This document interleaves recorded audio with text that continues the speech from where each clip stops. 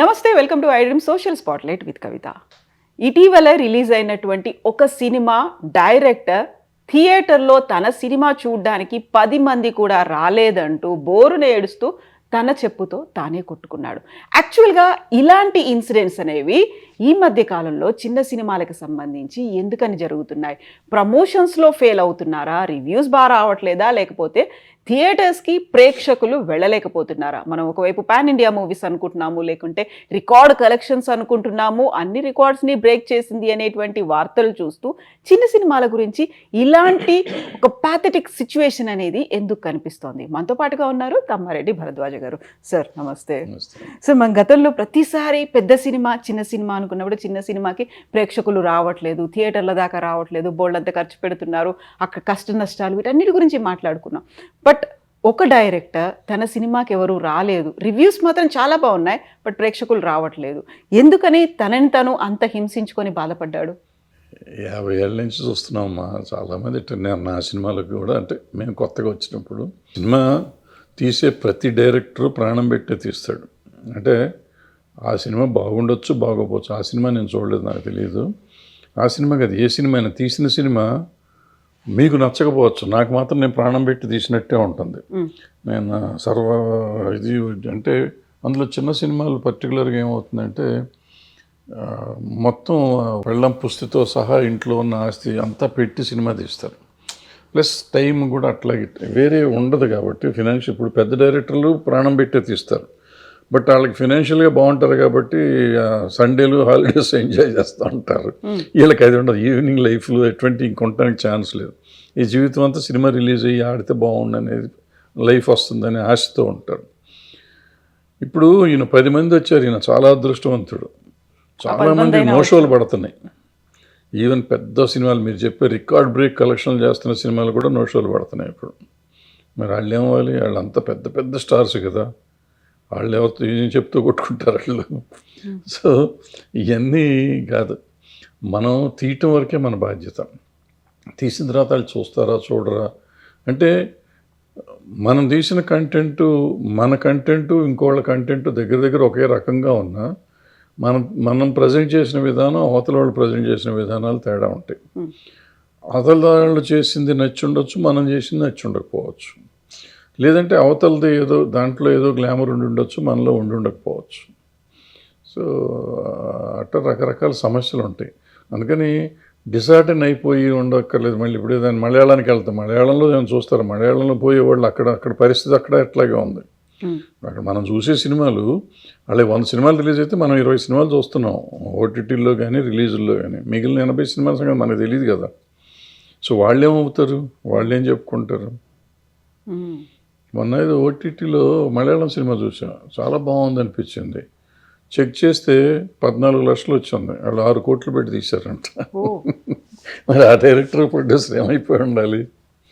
So అదేం కాదు, డిసార్టన్ అవ్వకూడదు. ఫెయిల్యూర్స్ వస్తే సక్సెస్ వస్తుంది. ఎప్పుడు ఫెయిల్యూర్ లీడ్స్ టు సక్సెస్ అని చెప్తారు కాబట్టి అతను అనవసరంగా అంత కంగారు పడక్కర్లేదు. ధైర్యంగా మళ్ళీ మంచి సినిమా తీసుకోవచ్చు. అయితే వెరీ ఫస్ట్ ప్రాజెక్ట్ కింద తీసిన వాళ్ళు కొన్ని ఏళ్ల పాటు దాని మీద కృషి చేసి 2 ఏళ్ల పాటు సినిమా తీసిన తర్వాత అందులో కూడా ఏదో చిన్న చితక ఆర్టిస్టులు కూడా కాదు, మంచి నేమ్ అండ్ ఫేమ్ ఉన్న ఆర్టిస్టులు, కావలసినటువంటి ఎలిమెంట్స్ అన్నీ ఉన్న సినిమా రావట్లేదు, చూడట్లేదు అనేది రివ్యూస్ కూడా బాగున్నాయి అనుకున్న తర్వాత అంటే ఇక్కడ ప్రాబ్లం మీరు ఏంటంటే, తెలిసిన ఆర్టిస్టులు అనుకునేది పెద్ద భ్రమ. ప్యాడింగ్ పెట్టాను అనేది అంతకంటే పెద్ద భ్రమ. ఇప్పుడు ఒక్క హీరోలకు ఒక్కళ్ళకే ఫాలో అయిపోయింది. ఒక 2-3 సాయి పల్లవి లాంటి ఒకళ్ళిద్దరు హీరోయిన్లకి తప్ప హీరోయిన్లకి ఫాలోయింగ్ లేదు. టికెట్ దిగదు, ఒక టికెట్ కూడా ఎక్స్ట్రా దిగదు. హీరోలకి ఆ టాప్ 30 మంది ఉన్నారు హీరోలు, మొదట 3-4కి 50%, 60% టికెట్లు దిగుతాయి, కానీ మిగతా వాళ్ళకి 10 to 20% దిగుతాయి. వీళ్ళంతా పెద్ద హీరోలే. మిగిలిన హీరోలు ఇప్పుడు ఫర్ ఎగ్జాంపుల్ నా ఛానల్ కానీ మీ ఛానల్ కానీ మీకు ఫాలో అప్ ఉంది, నాకు ఫాలోయింగ్ ఉంది. మన ఇద్దరం సినిమా తీద్దాం, ఎవరిని వస్తారని చూద్దాం. అట్లీస్ట్ మన సబ్స్క్రైబర్స్ అన్న రావాలిగా, రారు. సో అది వేరు, ఇది వేరు. ఆ ఫాలోయింగ్ ఉంది కాబట్టి వాళ్ళు ఏదో చూసేస్తారు అనుకుంటే, ఇవాళ టాప్స్ హీరోస్ సినిమాలు ఈ సంవత్సరం అన్నీ ఫ్లాప్ అయినాయిగా. మరి అదేంటి? మళ్ళీ వాళ్ళు వెళ్తే జనం తండోపతండాలు, వాళ్ళ కోసం ప్రాణాలు ఇచ్చుకునే వాళ్ళు ఉన్నారు, రక్తం కోసుకునేవాళ్ళు, చేతులు కోసుకునేవాళ్ళు, మెడకాయ కోసుకునేవాళ్ళు ఉన్నారు. ఉన్న సినిమాలు ఆడతలేదు కదా, ఓపెనింగ్లు కూడా రావట్లేదు కదా, మరి వాళ్ళు ఏమైపోవాలి? అందుకని ఇట్లా అయ్యని కాదు. చిన్న సినిమా బతకాలి అనేది ఉంటుంది. ఆ తర్వాత మిగతా భాషల్లో చేసినట్టుగా ప్రయోగాలు కావచ్చు, ఒక కమర్షియల్ కాకుండా ఆర్ట్ ఫిల్మ్స్ అనేవి రావాలి, ఇలాంటివన్నీ మనం మాట్లాడుకుంటూ ఉంటాం. బట్ అది ప్రాక్టికల్గా మాత్రం వర్కౌట్ అవ్వదు ఎందుకు అని. వర్కౌట్ అవ్వట్లేదు? మీకు వచ్చింది మొన్న 35 వచ్చింది, 23 వచ్చింది, కోర్టు వచ్చింది, ఇవన్నీ ఆడినిగా సినిమాలు. మరి వాటికేంటి? దానికి సమాధానం లేదా? ఏదో కోర్టు అంటే నాని ఉన్నాడు, నాని ప్రొడ్యూసర్ అన్నారు. మరి నాని గారు యాక్ట్ చేసిన సినిమాలు ఆడతలేదు కొన్ని. ఇప్పుడు అన్నీ బాగానే ఉన్నాయి ఈ సంవత్సరం. అంతకుముందు లాస్ట్ బిఫోర్ ఇయర్ ఆయన చేసినవన్నీ పోయినాయి వరుసగా. దిల్ రాజు గారు పెద్ద ప్రొడ్యూసరు, మరి ఆయన సినిమాలు వరుసగా ఫ్లాప్ అయినాయి కదా. సితారా ఎంటర్టైన్మెంట్, విజయ్ దేవరకొండ చాలా పెద్ద హీరో, కింగ్డమ్ పోయింది, మరి వార్ ఎన్టీఆర్ పోయింది. అట్లా చెప్పుకుంటూ పోతే అదేది గేమ్ చేంజర్ రామ్ చరణ్ పోయింది. పోయినాయి కదా మరి. మరి ఈయనకి ఎందుకు అంత బాధ? ఇప్పుడు మనం జనంతో పాటు పోతున్నాం, నీళ్లు పోతాంటే నీళ్లు కొట్టుకుపోతూ ఉంటారు అంతే. మరి నిలదొక్కుని వెనక్కి రావాలి, ఎదురు స్విమ్ చేసి వస్తున్నారు వాళ్ళంతా. అందుకే నిలబడి మళ్ళీ హీరోలు వాళ్ళు మళ్ళీ నెక్స్ట్ సినిమాలు చేస్తున్నారు, మళ్ళీ అదే క్రేజ్ తెచ్చుకుంటున్నారు, నిలబడుతున్నారు. అది చెయ్యాలి తప్ప నేను చెప్తూ కొట్టుకుంటా చెప్పుకుంటాం, అది కరెక్ట్ కాదు. సో ప్రమోషన్స్లో భాగంగా వీళ్ళు చేస్తున్నటువంటి క్యాంపెయిన్లు కావచ్చు, ఇస్తున్నటువంటి ప్రసంగాలు కావచ్చు, అవి బూమరాంగ్ అవుతున్నాయి అనేటువంటి అనాలిసిస్లు కూడా వినిపిస్తున్నాయి. అవును, డెఫినెట్గా. అంటే ఎప్పుడు మనం సినిమా తీస్తాం, మనం ప్రేక్షకుల ఆదరణ, యాక్చువల్ ఒక రకంగా చెప్పాలంటే వాళ్ళు దయచేసి మన సినిమా చూడాలి. వాళ్ళు డబ్బులు పెట్టి చూస్తారు. సో మన మీద ఎంతో కొంత జాలో, దయ, క్షమ ఇటువంటివి ఉండాలి. వాళ్ళని మనం ఛాలెంజ్ చేయటం, నేను చించేసా, పొడిచేసా, చూడు నువ్వు సినిమా, ఈ సినిమాతో అంత చేస్తాం ఇండస్ట్రీది, ఎవరు చూస్తారు? లేకపోతే నేను కష్టపడ్డాను, నువ్వు చూడండి, నువ్వు ఎవరు పడతావు? నీ కోసం పడుతున్నావు, నా కోసం పడతలేదు కదా. నేనెందుకు చూడాలి? నువ్వు కష్టపడితే నేను చూడాలని రూల్ ఎక్కడుంది? చూడలేదు అనే పదం వాడకూడదు. చూస్తారు, వాళ్ళకి నచ్చితే చూస్తారు. మరి ఇప్పుడు నేను చెప్పిన సినిమాలను చూశారుగా, అట్లాగే చూస్తారు ఇవి కూడా. అంతేగాని ఊరికి మనం ఇంకోటి రకంగా మాట్లాడకూడదు. సక్సెస్ అంటే దానికి యాక్చువల్గా ఇచ్చే మీనింగ్ ఏంటి సార్? జనాలు ప్రేక్షకులు వచ్చి చూడడమా, లేకుంటే కమర్షియల్ హిట్ అవ్వడమా, రివ్యూస్ బాగుండడమా? రివ్యూస్ అనేది అసలు పట్టించుకోకూడదమ్మా. రివ్యూస్ నమ్మకూడదు కూడా నా ఉద్దేశంలో. నేను నమ్మను, నేను ఎవరిని నమ్మొద్దు అంటాను. ఎందుకంటే రివ్యూ అనేది ఒక ఇండివిజువల్. ఇప్పుడు క్రిటికల్ రివ్యూస్ ఎక్కడ పెద్దగా లేవు, అది ఒక్కళ్ళిద్దరు తప్ప క్రిటికల్ రివ్యూ చేయరు. ఏదో దానికి వాళ్ళ ఆలోచన విధానం ప్రకారం రాస్తారు తప్ప అది లేదు. బట్ జనం చూసిన సినిమాలే గొప్ప సినిమాల కింద లెక్క, కమర్షియల్గా వచ్చిన సినిమాలే. ఇప్పుడు నేను చెప్పిన సినిమాలన్నీ మరి డబ్బులు బాగా వచ్చినాయి. బలగం దగ్గర నుంచి లెక్కేసుకుంటాను. బలగం దగ్గరే కాదు, చాలా సినిమాలు ఉన్నాయి చెప్పుకుంటాం, పేర్లు గుర్తుండి చావు. జాతిరత్నాలు జాతిరత్నాలు ఎవరున్నారు?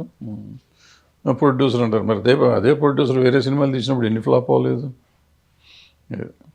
సో ప్రొడ్యూసరు, హీరోను, డైరెక్టరు ఇవన్నీ బోగస్. ఆ సినిమాలో దమ్ము ఉంటే ఆడుతుంది, దమ్ము లేకపోతే. ఇప్పుడు మన నరసింహ ఉంది, మరి మహావతార్ నరసింహ మళ్ళీ ₹1 కోటి, మొత్తం భారతదేశం అంతా కలిసి ₹1 కోటి తోపినైంది. 300 కోట్లు చేసింది. ఇప్పుడు ఇంకా ఆడతాను, ఇంకా ఫుల్ పోతాను. మరి ఆయన 100 ముందు రోజు చూసి ఆయన ఆత్మహత్య చేసుకుంటా అన్నాడా? అనలేదు కదా. ఇప్పుడు యాక్చువల్గా సినిమా చూడ్డానికి మా థియేటర్కి రావాలి అంటే ఎందుకు వస్తారు, ఎందుకు చూడాలి సార్? యాక్చువల్గా ఏముంటే అట్రాక్ట్ చేస్తుంది అంటారు? ఏమీ లేదు. ఇప్పుడు మీరు తీసే కంటెంట్ నన్ను అట్రాక్ట్ చేయాలి, కామన్ ఆడియన్ని. సింపుల్ అమ్మ, ఒకటే. ఒక సినిమా మనం తీస్తున్నాం, ఇప్పుడు అందరం ప్రాణం పెట్టే తీస్తాం. ప్రాణం పెట్టే తీయటం వేరు, సినిమా చూడటం వేరు. సినిమా చూడటం మనం డబ్బులు ఖర్చు పెట్టి చూస్తాం.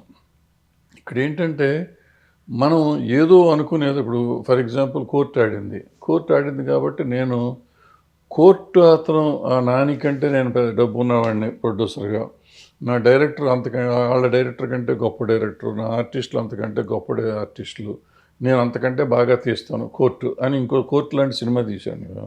ఆల్రెడీ కోర్టు చూశారు, ఎందుకు చూస్తారు ఈ సినిమా? ఇప్పుడు ఆ సినిమా అయిపోయినా ఆయన కోర్టులాగా తీశాను నేను, నాకంటే బాగా తీశాను, నన్ను చూడలేదు. ఎందుకు చూస్తారు? కోర్టు చూసాం ఆల్రెడీ, ఇంకా నీ కోర్టు చూడాల్సిన అవసరం నాకు లేదు. ఇప్పుడు ఇది జాలీ ఎల్ఎల్బి తీశాడు 1, సేమ్ థింగ్స్ జాలీ ఎల్ఎల్బి 2 కూడా తీశాడు వేరే హీరోని పెట్టుకుని. ఇప్పుడు హిట్ 1, హిట్ 2, హిట్ 3 చేశారు, 3 హీరోలను పెట్టి. సిమిలర్ కంటెంట్ అయినా ఒక కంటెంట్ దానికి ఒక సీక్వెల్లో ఏదో పెట్టుకుని ఏదో వేరే కథలు చెప్పుకుంటూ అలాంటి జోనర్లో కొంతమంది తీస్తున్నారు. అది వేరు. దానిలాగా చేయటం ఇంకోటి వేరు. అదేంటంటే ఆ ప్రొడ్యూసరు, ఆ డైరెక్టరు ఉండే ఇది దాని మీద ఆ కంటెంట్ అతను బాగా ప్రజెంట్ చేస్తాడు కాబట్టి మనం ఇంకోసారి వెళ్తాం. ఇప్పుడు నాలాంటి డైరెక్టరు అంతకుముందు సక్సెస్ ఫెయిల్యూర్లు ఉన్నాయి కాబట్టి ఇప్పుడు నేను సడన్గా వచ్చి కోర్టు చూసి, నేను చిన్న సినిమాలు తీసాను, కోర్టు చూసి లేకపోతే బలగం చూసి నేను బలగం లాంటిది తీశాను అంటే, నువ్వు బలగం చూసాం కదరా బాబు, నాకు ఎందుకంటే కోర్టులాగా తీసాను ఎందుకు, ఆల్రెడీ నువ్వు ఫ్లాపులు తీసినావు, మళ్ళీ ఒక ఫ్లాప్ ఇస్తావు అంటారు అనుకుంటారు. రారు.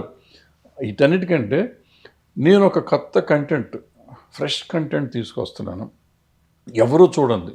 అంటే అట్లీస్ట్ ఇప్పుడు మన జనరేషన్, ఇప్పుడు నేనంటే నా జనరేషన్, మీరైతే మీ జనరేషన్, ఆ పిల్లడేదో ఆ పిల్లడి జనరేషను, మా జనరేషన్లో చూడని సినిమా నేను కథ ఒకటి తీసుకొస్తున్నాను, కొత్తగా ప్రజెంట్ చేస్తున్నాను. అది ప్రోమోను ఇంకోటి వచ్చినప్పుడు, టీజర్ వచ్చినప్పుడు చూస్తే అవ్వాలి. ఇప్పుడు అదే ఇందాక మొదలెట్టింది అక్కడెక్కడంటే, చూస్తానికి వెళ్ళినప్పుడు ఈ సినిమా చూస్తాను. ఇప్పుడు నేను అన్న మొత్తం ప్రాణం పెట్టి సినిమా తీస్తున్నా. నేను ప్రాణం పెట్టే సినిమా ఎవరో తీస్తే ప్రాణం పెట్టి నువ్వు చూస్తావా? అవును.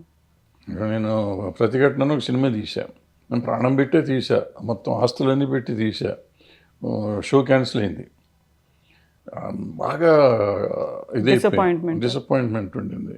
బాగా తీసాం అనుకున్నాం, బట్ జనానికి నచ్చలా. మనం ప్రజెంట్ చేసిన విధానం తప్పు ఉండొచ్చు, ఏదో తప్పు ఉండొచ్చు, మన తప్పు ఉంది. ఆ తర్వాత చేయాలి 14 ఏళ్ళు 13 ఏళ్ళు అయిపోయింది. సో డిసార్డర్ అనే కూర్చుంటే ఏమొస్తుంది? ఏం రాదు. అయితే ఆ తీసేటప్పుడు మా అల్లుడు చెప్పాడు, ఎందుకు తీస్తున్నామా ఈ సినిమా అని అడిగాడు నన్ను. అయితే చూస్తారు, ఇది బ్రహ్మాండమైన కంటెంట్ అని నేను చెప్పాను. సో తీసినాక నా కష్టాలు నేను పడ్డాను, రిలీజ్ చేశాను, మొత్తం పోయింది, ఉన్నది ఉంచుకున్నది పోయింది అనుకోండి.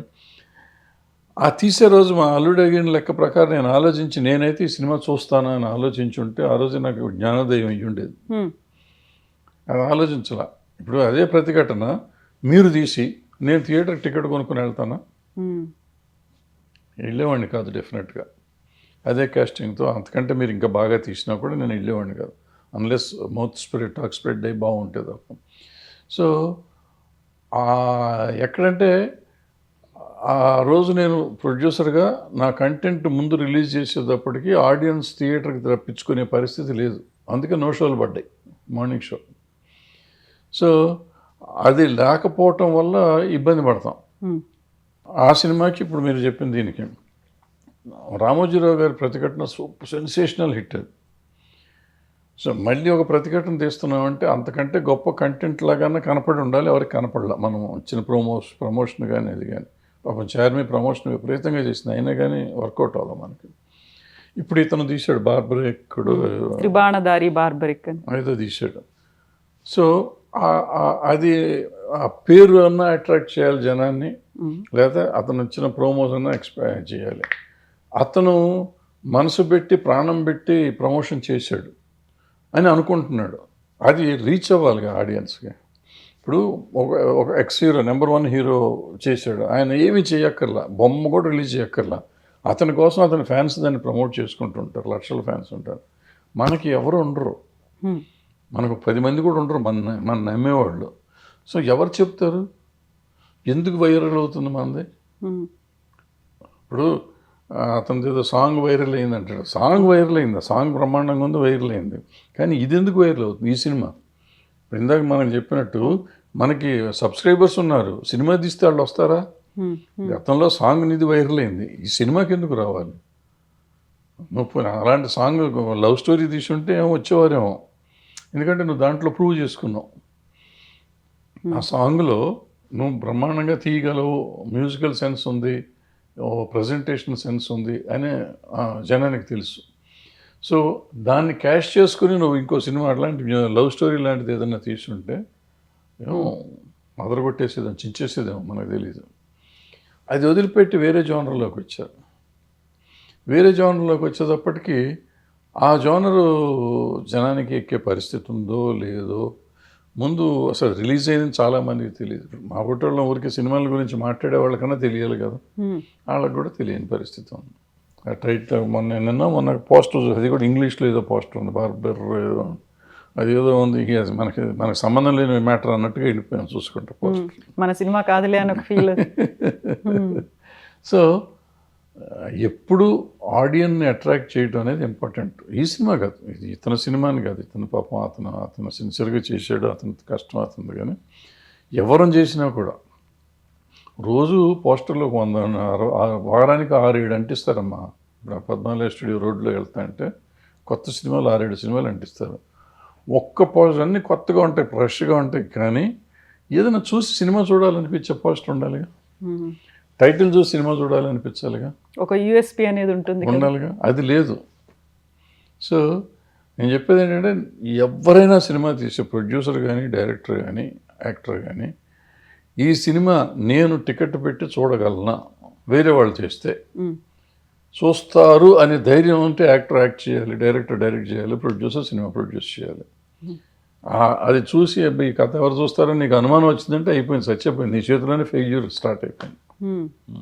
ఇప్పుడు హార్ట్ అండ్ సోల్ అనేది పెట్టి ఫుల్ ఫ్లెడ్జ్డ్గా డెడికేటెడ్గా ఒక సినిమా తీసిన తర్వాత తీసినటువంటి మొట్టమొదటి సినిమానే పోయింది అంటే, సరే రెండో సినిమా కోసం మళ్ళీ ఎంత కష్టపడి చేద్దాం అనుకున్నా కానీ ఫస్ట్ సినిమా ఇంపాక్ట్ అయితే ఉంటుంది. అది హిట్ కాలేదు కదా, అది ఫ్లాప్ కదా. అవన్నీ ఉండవు అని అవసరం. అవన్నీ ఇప్పుడు హార్ట్ అండ్ సోల్ పెట్టకుండా ఎవరు సినిమా తీస్తారు అంటే, కొంతమందికి నాలెడ్జ్ లేక ఏదో ఆవేశంతో తీసినా ప్రాణం పెట్టే తీస్తారు.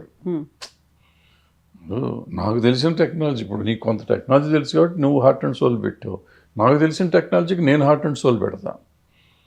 హార్ట్ అండ్ సోల్ డబ్బులు కూడా పెడతాం, మొత్తం పెట్టేస్తాం, తీస్తాం. తీస్తే మన వరకే, అది ఎదుటివాడికి సంబంధం లేదు కదా. ఇప్పుడు రాజమౌళి గారు లేకపోతే త్రివిక్రమ్ శ్రీనివాస్ గారు ఇంకోళ్ళు పెద్ద డైరెక్టర్లు అతను బెంగళూరు అతను వీళ్ళు ఎవరైనా తీస్తే వాళ్ళకు వచ్చిన పాపులారిటీకి మనం బాగా ఒక బానిసత్వంలో పెరిగిన వాళ్ళం కదా. మనం హీరోలకి కాదు, బ్రిటిష్ సామ్రాజ్యం కానీ మొఘల్ సామ్రాజ్యం కానీ ఎవరో వాళ్ళ కింద బతికి మనం ఇంకా రాజులు కాలం నుంచి ఉండి, అయ్యో పాపం వాళ్ళు కష్టపడ్డారండి, అమ్మో రాజుగారు రోడ్డు మీదకి వచ్చారండి, రాజుగారు వచ్చి కూర్చున్నారండి, మనతో భోంచేస్తున్నారండి, రాజు మన ఎక్స్ప్లాయిట్ చేసి తింటున్నాడు అనేది లేదు. మన పక్కన కూర్చొని ఆ రోజు తిన్నాడు, ఆయన అవసరం ఏముందో మనతో భోంచేసాడు, దాంతో ఆయన దేవుడు అనుకుంటాం. సో ఆ బానిసత్వ పోకడలు ఇంకా మనకి పోక ఈ ఫ్యాన్ఫేర్ అని చెప్పి వాళ్ళకి ఇదైపోయి, అబ్బాయి ఎంత కష్టపడ్డారు 3 ఏళ్ళు. అదే 3 ఏళ్ళు మరి ఇతను కష్టపడ్డాడుగా, అతను 2.5 సంవత్సరాలు 3 సంవత్సరాలు కష్టపడ్డాడు. మరి నిజంగా అతను అడిగినట్టు 30 మంది అడిగాడు పాపం, 10 మంది కాదు 30 మంది రావచ్చు కదా అని అడిగాడు. నిజంగా ఇల్లు ఉండొచ్చు కదా. వాళ్ళకేమో అమ్మో 3 ఏళ్ళు 4 ఏళ్ళు కష్టపడ్డారు మనం వెళ్ళాలని చెప్పి థియేటర్ 3,000 టికెట్ అని 4,000 టికెట్ అని వెళ్ళారు కదా. ఇతను మళ్ళీ 150 రూపాయల టికెట్ కదా, 30 మంది వెళ్ళొచ్చు కదా. వెళ్ళా అంటే ఏదైనా content is the king. Content వాళ్ళకి నచ్చాలి. కంటెంట్ ఈజ్ ద కింగ్ అంటే కంటెంట్ మన పాయింట్ ఆఫ్ వ్యూలో బ్రహ్మాండమైన కంటెంట్ అది. బట్ ఎదుటివాడి పాయింట్ ఆఫ్ వ్యూలో ఎదుటివాడిని అట్రాక్ట్ చేసిందా లేదా, వాడి ఇది ఎక్స్పెక్టేషన్ కూడా కాదు, వాడి దీన్ని క్యాచ్ చేసామా లేదా, వాడి అటెన్షన్ క్యాచ్ చేసామా లేదా, అవతల వాడి అటెన్షన్ క్యాచ్ చేసే ప్రోమో మీరు పెట్టగలిగితే ఉంటుంది. ఇప్పుడు ఈ సోకాల్డ్ ఫ్లాప్ సినిమాలు అన్నీ ఉన్నాయి కదా పెద్ద హీరోలు, వాళ్ళకి బ్రహ్మాండం ప్రోమో అంటారు. బ్రహ్మాండం అయితే ఓపెనింగ్లు రాకుండా ఉండవు. ఏమవుతుంది, వీళ్ళంతా కమర్షియల్ సినిమాలు 3 రోజుల కోసం సినిమాలు తీస్తున్నారు. ఆ 3 రోజుల కోసం ఆ యాక్షన్ సీన్లు, కొట్టుకోటాలు, రక్తపాతం, మంచి పంచ్ డైలాగులు వేసుకుని చేస్తున్నారు కాబట్టి ఓపెనింగ్ వస్తుంది అనుకుని చేస్తున్నారు. అది 3 రోజులకి వాళ్ళు ఎయిమింగ్ 3 days. వీళ్ళు ఎయిమింగ్ 3 days కాదు, వీళ్ళు 1 yearకి గేమ్ చేయాలి. ఇప్పుడు కోర్టులాగా 4-5 వారాలన్నా ఆడాలి, లేకపోతే ఇప్పుడు నరసింహలాగా ఆడాలి, ఆ సినిమా ఆడాలి. అట్లా ఆలోచించుకొని తీయాలి సినిమా. మనకు వాళ్ళకి వచ్చింది కదా, 400 కోట్లు వస్తే మనకు 2 కోట్లు వస్తే చాలు, మనం ఖర్చు పెట్టింది వస్తే చాలు అనుకోకూడదు. మనం బాహుబలిని కొట్టాలి, మనం RRRని కొట్టాలి, మనం పుష్పాన్ని కొట్టాలి. ఆ రేంజ్కి ఆలోచించి తీయాలి సినిమా. ఎక్స్టర్నల్ ఫ్యాక్టర్స్ ఏముంటాయంటారు ఇలా ఒక ఫిల్మ్కి వెళ్ళకపోవడం అనేది? ఏముండే ఎక్స్టర్నల్ ఫ్యాక్టర్స్ ఏమో టికెట్ రేట్ ఎక్కువ, ట్రాఫిక్ ఎక్కువ, we cannot afford that rate. ఇప్పుడు ఫ్యామిలీని తీసుకుని మిడిల్ క్లాస్ వెళ్ళలేరు. మిడిల్ క్లాస్కి ఓ ఎక్స్ హీరో సినిమాలో, ఎక్స్ డైరెక్టర్ సినిమాలో చూస్తానికి ఇంట్రెస్ట్ ఉంటుంది. సో నెలకు ఒక సినిమాకి దే కెన్ ఎఫర్డ్. ఆ ఒక సినిమా దీనికి వెళ్ళటానికి రారు. సింపుల్ అది. దాంతో మీకు ప్రాబ్లం పోతుంది. ఇప్పుడు నరసింహకి వస్తున్నారండి, నరసింహని జనం అంతా బ్రహ్మాండం పెట్టారు కాబట్టి అందరూ ఎగేసుకుని వెళ్తున్నారు. అండ్ అతను మీరు చూడండి, ఇక్కడ 150 రూపాయల టికెట్, నార్త్ అంతా 99 రూపాయల టికెట్. అది మీరు చూడండి, 99 రూపాయల టికెట్, 150 రూపాయల టికెట్ పెట్టి ఆయన 300 కోట్లు చేశాడు. మనము పెంచేసి 3000, 2000, 500, 600 టికెట్లు పెడితే మనకు 200, 300 రావట్లేదు ఇక్కడ. మనం సినిమాకి సంబంధించి ఇంకొక విషయం మాట్లాడుకుంటే, గతంలో వర్కర్స్ యూనియన్ ఒక స్ట్రైక్ చేసింది. స్ట్రైక్ ఒక ఎండ్ కార్డు పడిందా, లేకుంటే అది అలా ఒక పాజ్ బటన్లో ఉందా? అసలు ఫస్ట్ స్ట్రైక్ చేయలేదు. స్ట్రైక్ చేసింది అనే మాట మీరు విత్డ్రా చేసుకోండి. ఓకే. స్ట్రైక్ అంటే పని చేయకుండా ఆపేయటం. ఇప్పుడు మన కెమెరామెన్ ఉన్నాడు, ఆయనకి మనం ఏదో ఎక్స్ట్రా జీతం ఇస్తున్నాం. నేను రేపటి నుంచి వస్తాను సార్, నాకు మీరు జీతం పెంచట్లేదు 2 ఏళ్ల నుంచి, ఈ రోజు పెంచితే వస్తాను లేకపోతే రానన్నాడు. స్ట్రైక్ డిమాండా? Is demanding something. Is ready to work, but is ready asking, demanding hike. నువ్వు హైక్ ఇస్తే పని చేస్తున్నాడుగా, అప్పుడు స్ట్రైక్ అవ్వదు కదా. నువ్వు ఇవ్వకపోతే నువ్వు ఆపుతున్నావు. అతనికి ఎట్లా డబ్బులు అడిగే హక్కు ఉందో మనకి సినిమా ఆపే హక్కు ఉంది. నేను ప్రొడ్యూసర్గా, పెట్టుబడిదారుగా నాకు హక్కు ఉంది. సో నేను ఆపేశాను. ఇప్పుడు నేను స్ట్రైక్ చేసినట్ట కాదు, పెట్టుబడిదారుగా నాకు హక్కు ఉంది. సినిమా తీస్తే లేకపోతే లేదు, నా ఇష్టం. సో వీళ్ళు సినిమా తీయలేదు, వాళ్ళు చేయలేదు. వాళ్ళు డబ్బులు ఇచ్చినట్టు చేశారు. వాళ్ళు ఎంతమంది డబ్బులు ఇస్తే అంతమందికి పని చేశారు. స్ట్రైక్ అని ఉంటే షూటింగ్ జరిగి ఉండకూడదుగా, టోటల్గా షూటింగ్ లాగి ఉండాలి. బట్ వాళ్ళు ఎప్పుడైతే ఇది చెప్పారో 18 షూటింగ్, ఫస్ట్ డే 20, 16, 12 జరిగినాయి, సెకండ్ డే 18 జరిగినాయి. 3వ రోజు ప్రొడ్యూసర్లు ఏం చేశారు, అవుట్డోర్ యూనిట్లకు లెటర్ రాసి అవుట్డోర్లో చేయొద్దు, యూనిట్ పంపొద్దన్నారు. యూనిట్ లేకుండా షూటింగ్ చేయలేరు కాబట్టి ఆగిపోయినాయి. బట్ అవి కూడా ఒక్కరోజు ఆగినాయి. 2వ రోజు నుంచి మళ్ళీ 4వ రోజు నుంచి మళ్ళీ మెల్లిగా 4-5 షూటింగ్లు స్టార్ట్ అయిపోయింది. అంటే కొంతమంది ఛాంబర్లో లేని వాళ్ళు, ప్రొడ్యూస్ కౌన్సిల్తో సంబంధం లేని వాళ్ళు యూనిట్లు ఇవ్వటం మొదలెట్టారు, వీళ్ళు షూటింగ్ చేసుకోవటం మొదలెట్టారు. జరిగినాయి. సో ఎవరు స్ట్రైక్ చేయలేదు, అందరూ చేశారు, మీ ఇష్టం. సో మరి ఇప్పుడు అది క్లియర్ అయిపోయిందా? కాల్ ఆఫ్ చేశారా, లేకుంటే స్టిల్ ఇట్ ఈస్ ఆన్ అంటారా? It's on, 100% it's on. Call of అంటే గవర్నమెంట్ ఇన్వాల్వ్ అయ్యి ఎట్టి పరిస్థితుల్లో మీరు షూటింగ్లు చేసుకుని మీరు సాల్వ్ చేసుకుంటున్నారు. గవర్నమెంట్ ఒక ఎక్స్టెంట్ వరకు సాల్వ్ చేసింది. 50, 70, 80% సాల్వ్ చేసిన, 20% ఉన్నాయి. దానికి ఏదో కమిటీలు వేసేదో చేస్తారు. But that will go on. పని జరుగుతుంది, పని ఆగదు. అది ఇప్పుడు ఏంటంటే వాళ్ళు చేసిన పని ఏంటంటే, వర్క్ షుడ్ నాట్ స్టాప్. ఎవరు ఏం చేసినా మీరు కొట్టుకోండి, తిట్టుకోండి, ఏమన్నా చావండి, మా రాష్ట్రంలో ఉన్నంతకాలం మీరు పని చేయాలని చెప్పి గవర్నమెంట్ వార్నింగ్ ఇచ్చింది. చాలా స్ట్రిక్ట్ వార్నింగ్ ఇచ్చింది ఇద్దరికి. సో ఇద్దరు నోరు మూసుకొని పని చేయాలి. చేసి తర్వాత సంగతి తర్వాత చూసుకోవాలి. Then what about the demand? Demands కొంతవరకు చేశారు, పెంచారు కదా, 15%. కొంతమందికి పెంచారు, కొంతమందికి 10% పెంచారు. మిగిలిన వాళ్ళకి దే ఆర్ ఆన్ డిస్కషన్. ఇంకా డిస్కషన్స్ నడుస్తూనే ఉన్నాయి. అవుతాయి, ఎప్పుడో ఒకప్పుడు అవుతాయి. ఒకవేళ అయిపోతే ఏంటంటే ఇప్పటి నుంచి చూస్తారు. అప్పుడు ఈ షూటింగ్ స్టార్ట్ చేసిన రోజు నుంచి నేను ఒక 4 రోజుల నుంచి చేసి నెక్స్ట్ మంత్ వచ్చింది అనుకోండి, ఏ కంపెనీకి చేసినా ఆ కంపెనీ నాకు ఇవాళ రూపాయి ఇస్తే ₹1.25 ఇవ్వాలి కదా, ఆ పావులు అప్పుడు ఇవ్వాలి. మా ఛాంబర్ వసూలు చేసేస్తున్నాం. ఇప్పుడు మనం పాలిటిక్స్ గురించి మాట్లాడుకుంటే, వైస్ ప్రెసిడెంట్ క్యాండిడేట్గా జస్టిస్ సుదర్శన్ రెడ్డి పేరుని అనౌన్స్ చేసిన తర్వాత కేంద్ర హోంశాఖ మంత్రి అమిత్ షా తీవ్రమైనటువంటి వ్యాఖ్యలు చేశారు. ఆయన ప్రో నక్సలైట్ కాబట్టే సల్వా జుడుమ్ని బ్యాన్ చేశాడు, లేకపోతే 5 ఏళ్ల క్రితమే మావోయిస్టులు, నక్సలైట్లు అంతమైపోయేది. ఇప్పటికీ కంటిన్యూ అవడానికి కారణమే జస్టిస్ సుదర్శన్ రెడ్డి అనే మాట. కరెక్ట్. గాంధీ దేశానికి ద్రోహం చేశాడు, నెహ్రూ దేశానికి ద్రోహం చేశాడు. వాళ్ళిద్దరూ లేకపోతే అఖండ భారత్ ఉండేది మన దేశంలో అని కూడా అమిత్ షా చెప్పాడు కదా. వాళ్ళు దేశద్రోహులే కదా వాళ్ళు. సో సిమిలర్గా వాళ్ళు ఏదైనా మాట్లాడగలరు, వాళ్ళకి మాట్లాడే హక్కు ఉంది, మాట్లాడతారు. సో దాన్ని అంతా మనం తీసుకుంటామా? గాంధీ గారు లేకుండా స్వతంత్రం వస్తుందా, నెహ్రూ గారు లేకుండా వస్తుందా? వాళ్ళు నిజంగా దేశద్రోహులా? వాళ్ళని కులాలు, మతం కూడా మార్చేశారు వాళ్ళదే. వాళ్ళు వేరే మతానికి కూడా పంపించేశారు. సో వీళ్ళు చేసే ఈ ప్రచారాన్ని మనం పెద్దగా పట్టించుకోవాల్సిన అవసరం లేదు. ఇవాళ వీళ్ళు ఏ ప్రచారం చేసినా చేయకపోయినా ఆయన గెలుస్తాడా గెలవడట గెలవనివ్వరు. ఎందుకంటే మెజారిటీ వాళ్ళకే ఉంది. క్రాస్ ఓటింగ్ అవుతుందని కూడా నేను నమ్మను. బయట ఊరికి కాంగ్రెస్ వాళ్ళు చెప్తారు కానీ క్రాస్ ఓటింగ్ కూడా జరిగే ఛాన్స్ లేదు.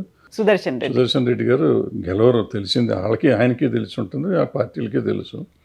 బట్ అపోజిషన్ వాళ్ళ ఇది చూపించాలి కాబట్టి ప్రతిసారి క్యాండిడేట్ని పెడతా ఉంటారు, అంతే తప్ప సరే వీళ్ళకి ఊరికి వాళ్ళ మీద బురద చల్లటమే జయంగా పెట్టుకుని వాళ్ళు చెప్తూనే ఉంటారు. ఇప్పుడు పార్లమెంట్లో మొన్న ఆపరేషన్ సింధూర్ తర్వాత అపోజిషన్ నాయకులు అందరూ మాట్లాడారు చాలామంది. ఎవరైనా దానికి సమాధానం చెప్పారా? వాళ్ళు అది చెప్పకుండా మీరంతా పాక్ ఏజెంట్లు అన్నారు, ప్రైమ్ మినిస్టర్ దగ్గర నుంచి అందరూ. అంటే ఎదుటివాడి మీద బురద చల్లటం తప్ప సమాధానం చెప్పడం లేదు ఎవరికి. ఇప్పుడు ఇక్కడ ఎక్కడ మన ఈ దేశంలో పాజిటివ్గా ఆలోచించక్కర్లే. ఇప్పుడు అక్కడ మనకి ఏమీ అక్కర్లేదు. ఆపరేషన్ సింధూరు మేము చేసామని చెప్పేస్తే అయిపోయింది. ఎందుకు ఆపాము? ట్రంప్ ఆపలేదు, మేమే ఆపాము, పలానా కారణం అని చెప్పొచ్చు కదా. అది చెప్పలేకపోయారుగా. అదే కదా అడిగింది రాహుల్ గాంధీ. అడిగింది ఏంటి? మీరు పార్లమెంట్లో అనౌన్స్ చేయండి, ఆయన చెప్పలేదు మేమే ఆపామనే మాట చెప్పండి అంటే చెప్పలా. ఎందుకు చెప్పలా? ఏం కమిట్ అవ్వచ్చుగా. ఇప్పుడు ఓవైసీని ఎవరినో జై హింద్ అని అడిగాను. అతను నాకు భారతదేశం అంటే ప్రేమ ఉందిగా నేను అన్నాడు. అనను అంటాం తప్పు, అది వేరే సంగతి. బట్ అని అంటాం మనకెందుకు? అట్లాగే మరి రాహుల్ గాంధీ నువ్వు ట్రంప్కి సంబంధం లేదు అంటాం ధర్మమేగా అడగటం. అది అడిగినప్పుడు అది మాత్రం అధర్మం ఎందుకు అవుతుంది? రాహుల్ గాంధీ ఎవడు అడుగుతానికంటే? ఇప్పుడు నువ్వెవరో నన్ను ఏం చెప్పాలో మాట్లాడటానికి? నా దేశభక్తిని పరీక్షించడానికి నువ్వెవరో? నీకేం హక్కు ఉంది? నీకెంత హక్కు ఉందో నాకు అంతే హక్కు ఉంది. నీకు ప్రశ్నించే హక్కు ఉంటే నాకు ప్రశ్నించే హక్కు ఉంటుంది. నీకు ఒక్కడికే హక్కు ఎందుకు ఉంటుంది, నాకెందుకు ఉండదు? సో ఈ ప్రభుత్వం వచ్చిన కాడి నుంచి ఈ నెగిటివ్ థింకింగ్లో జనంలో పెంచేశారు, పెరిగిపోయింది. దాన్ని ఇప్పుడు అంటే ఇవన్నీ ఇది టెలికాస్ట్ చేస్తే ఇప్పుడు రేపు నన్ను కూడా దేశద్రోహిగా ముద్రేస్తారేమో. వేసుకున్నారు కానీ ఇది రైట్ డైరెక్షన్లో వెళ్ళటల్లా. ఇంతకుముందు వాజ్పేయి గారు ఉన్నప్పుడు కూడా చేసాము, ఈవెన్ మోడీ గారు వచ్చినప్పుడు కూడా ఫస్ట్ టర్మ్ వచ్చినప్పుడు దేశానికి మార్పు కోసం రావాలి ఆయన అనుకున్న వాళ్ళు నేను కూడా ఒకడిని. But the way things are going on నా పర్సనల్గా నాకు నచ్చలేదు. బట్ జనంకి నచ్చి ఆయనే కావాలనుకుంటున్నారు. మనం మాట్లాడదాం. మీరు కూడా ప్రో నక్సలైటా, అర్బన్ నక్సలా? మీరు ఏదైనా అనుకోవచ్చు. నక్సలే అనుకోదు, మళ్ళీ అర్బన్ ప్రో ఇవన్నీ ఎందుకు? నేనే నక్సలైట్ని అనుకోరాదా? ఇప్పుడు ఏం పోయింది? మా అయితే అరెస్ట్ చేస్తారు లేదా కాల్చేస్తారు, అంతే కదా.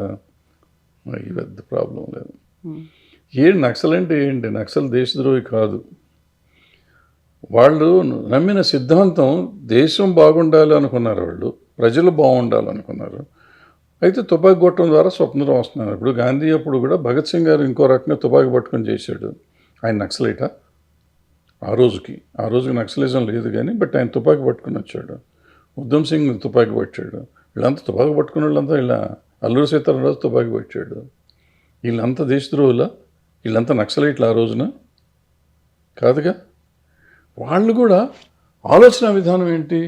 ఇవాళ ఆ నక్సలైట్లు అనేవాళ్ళు ఇవాళ రాంగ్ రూట్లో ఉన్నారా ఇంకో రూట్లో ఉన్నారా పక్కన పెడితే, బట్ ఆలోచన విధానం ఏంటంటే సమాజం కావాలి, ప్రతి మనిషి బాగుండాలి, అందరూ బాగుండాలి. అందరూ బాగుండాలి అనుకునేవాడు దేశద్రోహి ఎట్ట అవుతాడు? నాకు అర్థం కదా. అయితే నా తుపాకీ పట్టుకుని వీళ్ళంతమందిని చంపేయటం అనేది దుర్మార్గం. అది నిజంగా దుర్మార్గమే. బట్ ఇంటెన్షన్, ఇప్పుడు మన పోలీసు వాళ్ళు ఉంటారమ్మా, పోలీసు వాళ్ళు కాల్చడం అనేది తప్పని చట్టం చెప్పినా ఎన్కౌంటర్నో ఇంకోటనో చేసి పారేస్తూ ఉంటారు. అది చట్ట ప్రకారం వాళ్ళకి చంపే హక్కు ఉందా? లేదు, అయినా చంపుతున్నారు. వాళ్ళు దేశద్రోహులా? మిలిటరీ వాళ్ళు ఉన్నారు, యుద్ధంలో ఎవరినో చంపుతారు, అపోజిషన్ వాళ్ళని చంపుతారు. అంటే మనిషి చంపడం మానవత్వమా? కాదుగా. కానీ వీళ్ళు దేశ రక్షణ కోసం ఎదుటివాడు శత్రువుని కాబట్టి శత్రువుని చంపుతారు. శత్రువుని చంపటం అనేది ఇది. వీళ్ళు నక్సలైట్లు ఈ పెట్టుబడిదారీ వ్యవస్థ దేశద్రోహులు అనుకుని వాళ్ళు అనుకుంటారు.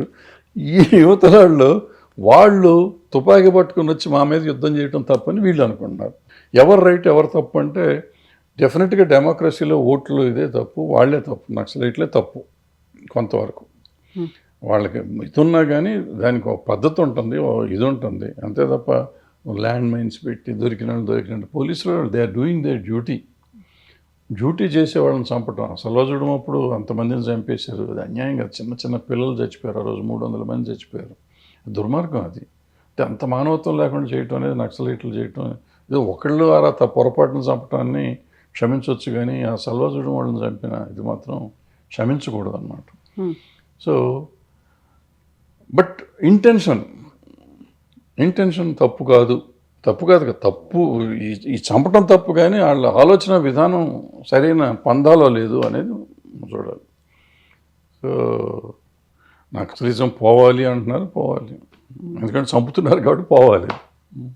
సో ఆలోచన విధానం అంటే బ్యాలెట్ కాదు కావాల్సింది బుల్లెట్తోనే అనేటువంటిది. ఇప్పుడు తుపాకులు పట్టుకుని అడవుల్లో తిరగడం కావచ్చు, లేకుంటే అభివృద్ధికి వ్యతిరేకంగా మాట్లాడడం కావచ్చు, మీరు చెప్పినట్టుగా పోలీసుల్ని కావచ్చు, ప్రజాప్రతినిధుల్ని అంత క్రూరంగా చంపేయడం. అప్పుడు ఎందుకని మాట్లాడలేదు ఇలాంటి ప్రో నక్సల్ భావజాలం ఉన్నవాళ్ళు, లెఫ్టిస్ట్ బ్యాక్గ్రౌండ్ ఉన్నవాళ్ళు అనేది కూడా వినిపిస్తోంది. ఒకవేళ జస్టిస్ సుదర్శన్ రెడ్డి కనుక అలాంటి తీర్పుని ఇవ్వకపోయి ఉంటే ఎప్పుడో అంతమైపోయేది అనే మాట. ఇప్పుడు కూడా ఆపరేషన్ కగారని చేపడుతున్నారు కాబట్టి. ఆయన ఏమిచ్చాడు? ఆపరేషన్ కగారు గవర్నమెంట్ చేస్తున్న ఇదమ్మా, ఇది ఒక ప్రైవేట్ సైన్యాన్ని నడిపించారు. సల్వాజుడం అనేది it's not a government funded అయితే అయ్యి ఉండొచ్చు. ఇప్పుడు బింద్రేన్వాలా కూడా గవర్నమెంట్ ఫండెడ్ రకంగా చెప్తే, బింద్రేన్వాలా కూడా గవర్నమెంట్ ఫండెడే. ఆయన ఇందిరాగాంధీని చంపాడు, ప్రైమ్ మినిస్టర్ని చంపేశారు. సో ఎప్పుడైనా తప్పు, బింద్రేన్వాలాది ఎంత తప్పు, సల్వాజుడం కూడా అంతే తప్పు. అప్పుడే కాంపింగ్ చేయండి. ఇప్పుడు వీళ్ళు గార్డ్స్ ఏమంటారు వాళ్ళు, పోలీస్ స్పెషల్ ఫోర్స్ను గ్రే హౌండ్స్ వాళ్ళ టీం పెట్టారు కదా, గ్రే హౌండ్స్ వాళ్ళు చేసుకుని పని చేసుకుంటారు, అది చేయమనండి. బట్ మధ్యలో వీళ్ళు ఎట్లా వచ్చారు? ఇప్పుడు మనలాంటి పని, ఇప్పుడు అక్కడ కూడా ఇలాంటి పొరపాటే జరుగుతుంది నక్సలైట్లో కూడా. కొంతమంది శత్రుత్వంతో కానీ, లేకపోతే తిండి లేక కానీ, భోజనం కానీ, అంటే ఒక ఆలోచన విధానంతో దాన్ని ఏమంటారు, సిద్ధాంతాన్ని నమ్మి వెళ్ళి తుపాకీ పడతాం వేరు, అవసరం కోసమో లేకపోతే ఇంకో దీంతోనే వెళ్ళటం వేరు. ఇక్కడ పోలీసులు కూడా వాళ్ళు డ్యూటీలో వెళ్తున్నారు. డ్యూటీలో వెళ్ళటం వాళ్ళని తప్పు పట్టకూడదు. మనం సల్వాజుడం అనేది ఏంటంటే వేరే మనం ప్రైవేట్ ఆర్మీని తయారు చేసి ఆర్మీని వాళ్ళ మీద వదిలిపెట్టాం. అది ఆర్మీని తయారు చేయడం ఎంత తప్పు అంటే, మన సైడ్ నుంచి మనం సామాన్యుల్ని తీసుకెళ్ళి దాంట్లో వాళ్ళకంటే ఎందుకు వచ్చారు దాంట్లో సల్వాజుడం అంటే దేశాన్ని ఉద్ధరిద్దామని వచ్చిన వాళ్ళు చాలా తక్కువ. అందులో వచ్చిన వాళ్ళు ఎవరో ఎక్కువ మంది ఆ రోజుకి పని దొరుకుతుంది, డబ్బులు వస్తాయి, ఫ్యామిలీకి డబ్బులు ఇవ్వచ్చు అనే ఉద్దేశం, తుపాకులు ఇస్తారు, ఓ థ్రిల్ ఉంటాం, సినిమా హీరోలు అవ్వచ్చు అని అనుకున్నారు, లేవండి రకరకాల కారణాలతో వచ్చారు. బట్ వాళ్ళ ప్రాణాలు ఎట్ స్టేక్, సల్వాజుడంలో ఉన్న వాళ్ళ ప్రాణాలు ఎట్ స్టేక్. అంటే నక్సలైట్లు కాలుస్తారనే కదా. ఇప్పుడు పోలీసులు వెళ్తా అంటే పోలీసులు ముందు వీళ్ళు వెళ్తామో, లేకపోతే వీళ్ళే డైరెక్ట్గా వెళ్ళటమో చేస్తే వీళ్ళు చచ్చిపోతారు కదా. ఇవ్వటం అనేది దేశం తప్పుగా, అది ఆయన చెప్పుంటాడు. నేను అనుకోట, ఆయన జడ్జిమెంట్ నేను చదవలేదు, నాకు తెలీదు, నా పాయింట్ ఆఫ్ వ్యూ నేను చెప్తున్నా. సో ఇప్పుడు ఎలక్షన్స్ అనేవి దగ్గరకు వస్తున్నాయి. ఓన్లీ ఒక 3 days మాత్రమే ఉంది. September 7th అనేది ఎలక్షన్ జరుగుతుంది. ఏమవుతుంది? అట్లాగా వాళ్ళే గెలుస్తారు, గెలుస్తారు. మెజారిటీ ఉన్నప్పుడు గెలుస్తానికి ఏముందమ్మా, ఎవరు వెళ్తారు? క్రాస్ ఓటింగ్ జరగదు. ఒక ఓటు 6 ఓటు ఎగ్గొడతారు. క్రాస్ ఓట్ చేసే ధైర్యం ఎవరో చేయరు.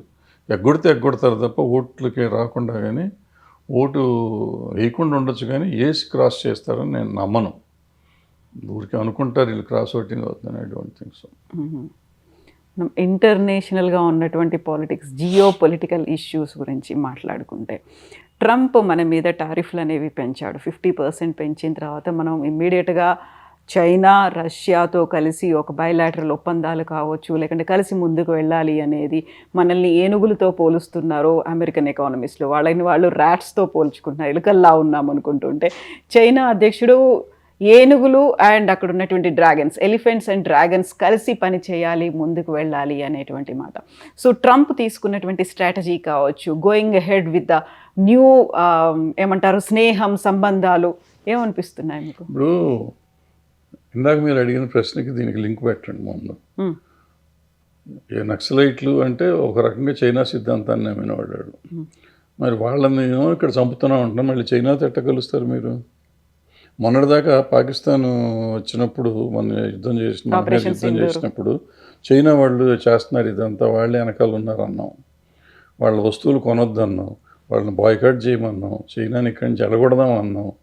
ఇన్ని మాటలు చెప్పిన మనం మళ్ళీ చైనాతో ఎట్ట కలుస్తాం? ఎందుకు కలుస్తున్నాం? ట్రంప్ మనవాడని చెప్పి ట్రంప్ని తీసుకొచ్చి అబ్కీ బార్ ట్రంప్ అన్నాడు మోడీ గారు అంతకు లాస్ట్ ఎలక్షన్లో, గెలవలేదనుకోండి. ఈయన పాకిస్తాన్ వెళ్ళాడు, ఈయన ఎవరు ట్రంప్ మన మోడీ గారు ఒకసారి నవాజ్ షరీఫ్ బర్త్డేకని వితౌట్ నోటీస్ కరాచీలో విమానం దిగాడు ఆయన. సో మనం ఇంటర్నేషనల్ ఏదో మనం ఆయన అంబాసిడర్ ఫర్ ఇంటర్నేషనల్ దీన్ని అఫేర్స్ అన్నట్టుగా మోడీ గారు తిరుగుతూ ఉంటారు. ఏది నమ్మాలి ఏది నమ్మక్కర్లేదు మనం, ఏది కరెక్ట్ ఏది తప్పు అంటే డబుల్ స్టాండర్డ్స్ మనకు అయిపోతున్నాయి. ఇక్కడేమో నక్సలైట్లు కమ్యూనిస్టులు అనే వాళ్ళని చంపేయాలి, కమ్యూనిస్ట్ ఉండకూడదు దేశంలో అంటారు. అక్కడేమో కమ్యూనిస్ట్ దేశాలు బట్ మాజీ కమ్యూనిస్టులైన సోవియట్ రష్యా కానీ ప్రజెంట్ కమ్యూనిస్టులైన చైనాతో కానీ మనం కలుస్తూ ఉంటాం. నక్సలైట్ల మీద కదా ఎజెండా అనేది, నక్సలైట్ అంటే కమ్యూనిస్టులే కదమ్మా, నక్సలైట్ అనేది వేరే పార్టీ కాదు. నక్సలైట్లు కమ్యూనిస్ట్ పార్టీ, మార్క్సిస్ట్ లెనినిస్ట్ ఏదో ఉంటుంది దాంట్లో, మావోయిస్టో ఏదో ఉంటుంది కదా. వాళ్ళు ఎప్పుడైనా కమ్యూనిస్ట్ కాదన్నారా? మేము కమ్యూనిస్టులం కాదు, మాది వేరే పార్టీ అని ఎవరైనా చెప్పారు మీకు? చెప్పలేదు కదా. సో మనకి స్టాండర్డ్ లేదు, ఆలోచన విధానం లేదు. మనం అనుకున్నది ఇప్పుడు ఏంటంటే కావాలి, వాళ్ళకి కావాలి, మనకి కావాలి. ఇక్కడ ఏంటంటే అవసరం, మనం మెటీరియలిస్టిక్ వరల్డ్లో ఉన్నాం. మనకి ఏది అవసరం అయితే దాన్ని ఏది మనకు కావాలంటే అది తీసుకుంటాం, ఏది అక్కర్లేదంటే అక్కర్లా. మరి అదే కాంగ్రెస్లో గాంధీ గారు దుర్మార్గుడు, నెహ్రూ దుర్మార్గుడు, పటేల్ దేవుడు అయిపోతాడు మళ్ళీ. ఆయన పటేల్ గారు చూస్తేనో 52 ఫస్ట్ ఎలక్షన్కే లీడ్ అయినా. ఈ భారతదేశం బిల్డ్ అయిన టైంలో పటేల్ గారి పాత్ర లేదు అసలు యాక్చువల్గా. 52తో ఆయన అయిపోయింది, ఆయన చాప్టర్ క్లోజ్ అయిపోయింది, ఆయన చచ్చిపోయారు ఆయన. మరి ఆయన దేవుడు అని చెప్తున్నాం. మరి అంటే ఇప్పుడు ఈ 70 ఏళ్ళు కాంగ్రెస్ చేసిందంత అన్యాయం అయితే, అన్యాయం చేసిందో చేయలేదో పక్కన పెడితే ఈ డెవలప్మెంట్ అంతా ఎక్కడిది? ఇవాళ ఈ పరిస్థితికి చేసి ఈ 15 ఏళ్లలోనే వచ్చిందా? ఈ మోడీ గారు వచ్చిన 12 ఏళ్లలోనే భారతదేశం మారిందా? అంతకుముందు చరిత్ర లేదు అసలు మనకి. అంతకుముందు అసలు ఎక్కడ ఉండేవాళ్ళం? బ్రిటిష్ వాళ్ళు వెళ్ళిపోయినప్పుడు మన పరిస్థితి ఏంటి, మన దేశంలో పౌరుడి పరిస్థితి ఏంటి, 2014లో ఈ గవర్నమెంట్ వచ్చేటప్పటికి మన పరిస్థితి ఏంటి ఆలోచించాలి కదా. వాట్ ఎవర్ డెవలప్మెంట్, బ్రహ్మాండం వాళ్ళు దేవుళ్ళు అని నేను అన్నాను. సో ఎప్పుడూ చేస్తారు. ఇప్పుడు ఇళ్ళు చాలా మంచి పని. ఇప్పుడు ట్రాన్స్పోర్టేషన్ బ్రహ్మాండంగా చేశారు వీళ్ళు వచ్చినాక. మరి ఆ రోడ్స్ కానీ కొన్ని పనులు వీళ్ళు బ్రహ్మాండంగా చేశారు, చేయలేదని అన్నా. అంటే వాళ్ళు చేశారు. మనం ఏమనాలంటే ఎవరినైనా మంచి చేసింది మంచి అని ఒప్పుకునే పరిస్థితి ఉండాలి. ఎంతసేపు ఎదుటివాడిని దుర్మార్గుని చేసి మనం కవర్ చేసుకుంటానికి ప్రయత్నం చేయటం అనేది తప్పు. అది ఇప్పుడున్న నాయకులు అందరూ చేస్తున్నారు, అన్ని పార్టీలు. ఆంధ్రలో చూడండి, ఆంధ్రాలో కూడా అదే పరిస్థితి నడుస్తుంది, ఇక్కడ అదే పరిస్థితి నడుస్తుంది. ఏదో ఎంతసేపు గతం వాళ్ళని తిట్టుకుంటూ పోవటం, వాళ్ళని తిట్టుకుంటే వీళ్ళని ఎవరు అడగరు కదా.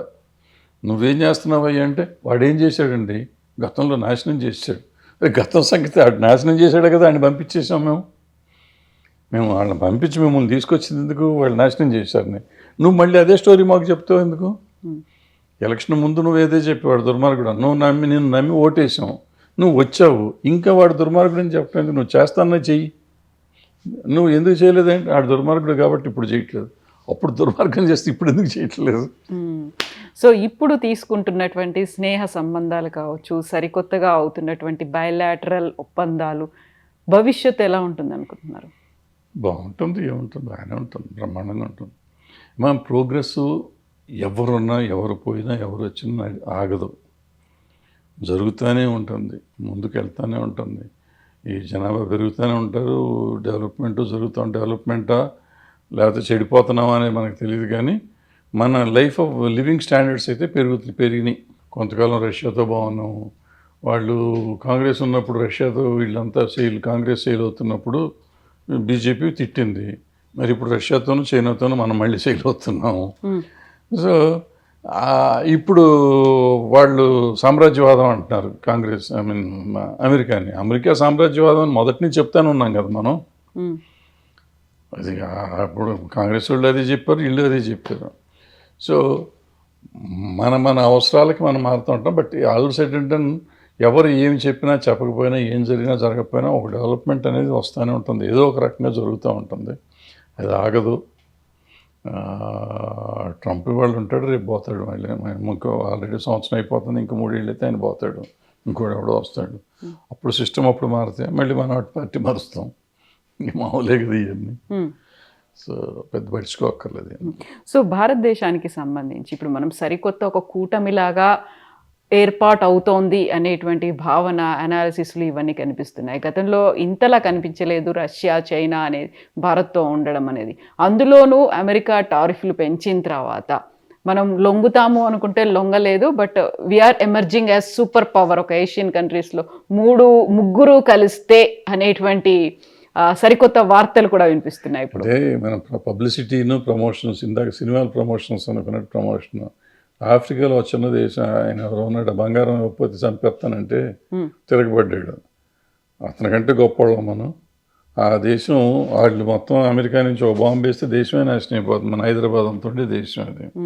వాడు ధైర్యంగా తిరగబడ్డాడు, వాడు గొప్పడు. మనకి ఇంత పెద్ద దేశం తిరుగుబాటు ఉంది, మనకు కాదనుకుంటా కాదు అండి. మనకి వీళ్ళంతా వాళ్ళు అక్కడ సపోర్ట్ చేస్తున్నారు, వాళ్ళని చైనా, రష్యా సపోర్ట్ చేస్తుంది అక్కడ కూడా. సో వాళ్ళ సపోర్ట్ తర్వాత వచ్చింది, ముందే అతను తిరగబడ్డాడు ఒంటరిగా. 20 మన అంత బెదిరించలేదు ట్రంప్. వాళ్ళకి 48 అవర్స్లో నువ్వు ఉంటావా సస్తావా అనే లెవెల్లో బెదిరించాడు. బంగారం ఇస్తావా సస్తావా అని, ఏదో పాతకాలం డెకాయిట్లు బెదిరించినట్టు బెదిరించాడు. మరి అతను తిరగబడ్డాడు కదా, దేశాన్ని కాపాడుకున్నాడు కదా, కాపాడుకుంటున్నాడు కదా. సో ఎవరైనా నాయకుడు అతని బాధ్యత, మనకు నాయకుడిగా మనం ఎన్నుకున్నాక ఆయన దేశాన్ని కాపాడుతాం అనేది బాధ్యత. అంటే అతను ఒక్క డెసిషన్ తీసుకుంటాడా, క్యాబినెట్ తీసుకుంటుందా, మిలిటరీ కలిసి తీసుకుంటుందా అనేది నాకు తెలియదు, మనకు అంత విజ్ఞానం లేదు. బట్ ఆ కలెక్టివ్గా దేశాన్ని కాపాడుకోవటం క్యాబినెట్ బాధ్యత. సో కాపాడగానే వీళ్ళైతే మొగాళ్ళు, లేకపోతే మిగిలిన వాళ్ళు మొగాళ్ళు కాదు అనుకోవటం కాదు. ఇటువంటి పరిస్థితి వచ్చినప్పుడు ప్రతి పౌరుడు కూడా కలుస్తాడు అవసరం వచ్చినప్పుడు. సో ప్రతి భారతీయుడు ఈ తిరుగుబాటు అనేది ఏదైతే ఉందో ఇది ప్రతి భారతీయుడి కింద మనం కన్సిడర్ చేయాలి, ఒక నాయకుడి కింద మనం కన్సిడర్ చేయకూడదు. అంటే ప్రతి భారతీయుడికి ఒక ఆత్మాభిమానం కానీ దేశభక్తి కానీ ఉంది కాబట్టి మనం అందరిది అనేది అనుకోవాలి. వీళ్ళందరూ సపోర్ట్ ఉంటుంది. సో రష్యా, చైనా ఉంటుంది, వస్తాయి డెఫినెట్గా. వాళ్ళకేంటంటే ఇప్పుడు అమెరికాకి తర్వాత చైనా ఉంది, నెంబర్ 1 అయ్యే ప్రమాదం కూడా ఉండింది. అది అవుతుందో ఇప్పుడు మనం ఇండియా వస్తామా అనే ఒక అది కూడా డిస్కషన్లో ఉండింది. సో ఈ పరిస్థితుల్లో వాళ్ళకి వాడిని దెబ్బ కొడతాం అవసరం. అండ్ భారతదేశం ఎంత డెవలప్ అవుతుందో దేవుడి వరకు, కానీ ఈ మన దగ్గర ఉన్న పర్చేసింగ్ పవర్ ఎక్కడ లేదు ప్రపంచంలో. ఈ అమెరికా సరుకులు కానీ చైనా సరుకులు కానీ ఇండియా కొన్నంత ఎక్కువ ప్రపంచంలో ఎవరు కొనరు. సో మనతో బాగుంటానికి ఎవడైనా ట్రై చేస్తాడు. ఆ ట్రంప్ ఎందుకు చేస్తున్నాడు, వాడి కర్మ వాడు చేసుకుంటున్నాడు, పోతే పోతాడు, అంతే ఉంటుంది. మనకి అవసరం ఇప్పుడు వాళ్ళు ఆపేస్తే మనం అక్కడ అమెరికా ఎక్స్పోర్ట్ అంతా ఆగిపోవాలి కదా, చాలా వరకు ఆగుతుంది. సో మనకు వేరే కావాలి కదా, మనం వెళ్తే బాగుండక ఏం వస్తామా, మనం వెళ్ళి ఎక్స్పోర్ట్ చేస్తాం. ఆల్టర్నేట్స్ ఉండాలి కదా, ఉంటాయి. సో అవతలోడు ఏంటి అని మెయిన్ పెద్ద ఫోర్స్లు ప్రపంచంలో నెంబర్ 1, నెంబర్ 2 ఫోర్స్ అది. సో దాన్ని కలుస్తానికి తప్పు లేదు, కరెక్ట్ కూడా. బట్ చైనా నమ్మదగినటువంటి మిత్రుడేనా అనేటువంటి ఒక వాదన కూడా. ఎవడైనా నమ్మదగ్గ మిత్రుడేనమ్మా, ఎవడు ఏమి చేయడు. ఇప్పుడు పూర్వకాలంలో రాజ్యాలు లేవు ఇక్కడ. ఇప్పుడు చైనాను ఊరికే మనం అంటాము, చైనానో రష్యానో పాకిస్తానో ఏదైనా అనుకోండి, ఏం చేస్తారు వచ్చి మన వాళ్ళ దేశాన్ని వాళ్ళు ఏలుగు చేస్తానికి కష్టంగా ఉంది ప్రస్తుతం. ఎక్సెప్ట్ చైనా, ప్రపంచంలో ప్రతి వాళ్ళు వాళ్ళ దేశం వాళ్ళు ఏలుకోవటం ఉంది. చైనాలో కూడా ఇంటర్నల్గా ఎన్ని ప్రాబ్లమ్స్ ఉన్నాయో మనకు తెలియదు. బట్ బయట నుంచి చూస్తానికి చైనా అన్ని దేశాల కంటే బెటర్ దేశంగా ఉంటుంది. కానీ ఇంటర్నల్గా వాళ్ళకి ఎన్ని ఉన్నాయో తెలియదు. బట్ అందుకని వాళ్ళు వచ్చి ఇప్పుడు మనం ఇన్వైట్ చేసి ఈ దేశాన్ని వెళ్తారా, ఎలా వెళ్తారు? మన ఊరికే భ్రమ అనమాట. ఏదో అక్కడ ఉన్న అడవులు, హిమాలయ పర్వతాల్లో ఉండే ఖాళీ స్థలంలో ఒక అడుగు ఇటు వచ్చాడు, ఒక అడుగు మనం అటు వెళ్ళాం, ఇటువంటివి ఉంటాయి తప్ప టోటల్గా ఏదో మన దేశాన్ని ఇన్వైట్ చేస్తానికి వస్తారు పాకిస్తాన్ అయినా వీళ్ళైనా అనేది. పాకిస్తాన్ కూడా అప్పుడు ఆక్యుపైడ్ కాశ్మీర్ అప్పుడు అప్పుడు ఉన్న వేడి వేరు. ఆ వేడిలో పాకిస్తాన్ వాళ్ళు మొత్తం కాశ్మీర్ తీసేసుకుందాం అన్న లెవెల్లో వచ్చి ఉంటారు. ఇప్పుడు అంత ధైర్యం చేయరు. ఏదో అక్కడ ఏంటంటే ఈ టెర్రరిస్ట్ గ్రూప్స్ ఎక్కువైపోయినాయి. అక్కడ రాజ్యం లేదు. పాకిస్తాన్కి వాళ్ళ సరైన నాయకత్వం లేదు.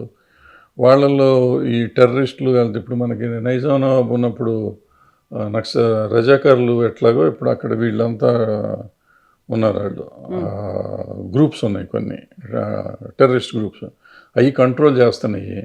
సో మిలిటరీ రూల్ దాని మీద ఎవడెవడో పిచ్చి పిచ్చి నిర్ణయాలు తీసుకుని ఇటువంటి చిన్న చిన్న ఇవి చేసి మనల్ని దెబ్బేస్తే అయిపోయింది. మొన్న సింధూర్కి వీళ్ళు కరెక్ట్గా చేసేసి ఇంకో 4 రోజులు చేసి ఉంటే మొత్తం పాకిస్తాన్ మన చేతిలో ఉండేది, అఖండ భారత్ అయిపోయి ఉండేది. మరి మోడీ గారికి ఎవరు చెప్పారో ఎందుకు చెప్పారో ఆపేసాడు ఆయన. లేకపోతే అఖండ భారత్లో ఉండేవాళ్ళం, వాళ్ళు మాట్లాడుకోవటం అఖండ భారత్లో మాట్లాడుతూ ఉండేవాళ్ళం. ఇక్కడ మన వాడిని మన రిప్రజెంటేటివ్ ఒకరిని పెట్టి నడిపిస్తూ ఉండే పని దేశం. సో మీరు కూడా కోరుకుంటున్నారా అఖండ భారత్ కావాలని? అఖండ భారత్ మన ఎవడైనా మనం థ్రెటన్ చేసిన వాడిని మనం లేపేయాలి, తప్పదు. ఇప్పుడు ఇందిరాగాంధీ ఆ రోజు చేసింది కదా, మరి చేసి చూపించిందిగా. 90 లక్షల మందిని మనం వార్ ప్రిజనర్స్ని తీసుకొచ్చి రిలీజ్ చేశాం కదా. కరాచీ దాకా వెళ్ళాం కదా, ఇటు సైడు అటు సైడ్ బంగ్లాదేశ్ తిరిగి వాళ్ళకి వేరే వాళ్ళకి ఇచ్చేసాం కదా. అంటే మన దగ్గర లేదు, వీళ్ళు మేమే చేసాం, ఆపరేషన్ సింధూరే మనం చేసింది, ఇంతవరకు ప్రపంచంలో ఎవడో చేయలేదు భారతదేశం. ఎవరు చేయకపోతే బంగ్లాదేశ్ ఎక్కడి నుంచి వచ్చింది? 90,000 మంది వార్ ప్రిజనర్స్ని ఎందుకు రిలీజ్ చేసాము, ఎట్లా రిలీజ్ చేసాము, వార్ ట్రీటీ ఎందుకైంది పాకిస్తాన్తో? సో ఎవరు చేయలేదంటే ఇప్పుడు నమ్ముతున్నారు. విచిత్రం ఏంటంటే కళ్ళ ముందు కనపడుతున్న నిజాలను కూడా నమ్మలేని పరిస్థితుల్లో మనాళ్ళు ఉండి ఇందిరాగాంధీ ఏమీ చేయలేదు, మానిక్ షా చేశాడు. నిజమే, ఒక నిమిషం మానిక్ షానే చేశాడు, ఇందిరాగాంధీ చేయలే. మరి ఇప్పుడు ఆపరేషన్ సింధూర్ మోడీ చేశాడా, ఆయన ఆర్మీ వాళ్ళు చేశారా? అంటే వీళ్ళు చేస్తేనో వాళ్ళు చేసినట్ట. ఒకవేళ ఆర్మీ వాళ్ళు చేసినా మోడీ గారు చేసిన ఆపరేషన్ సింధూర్ ఆపటం ఫెయిల్యూర్ ఆఫ్ దిస్ కంట్రీ నేను నమ్ముతున్నాను. చేసుంటే మొత్తం ఇందిరాగాంధీ లాగా మొత్తం తీసుకొచ్చేసి మనకి వాళ్ళు అఖండ భారతం చేస్తుంటే బాగుండేది.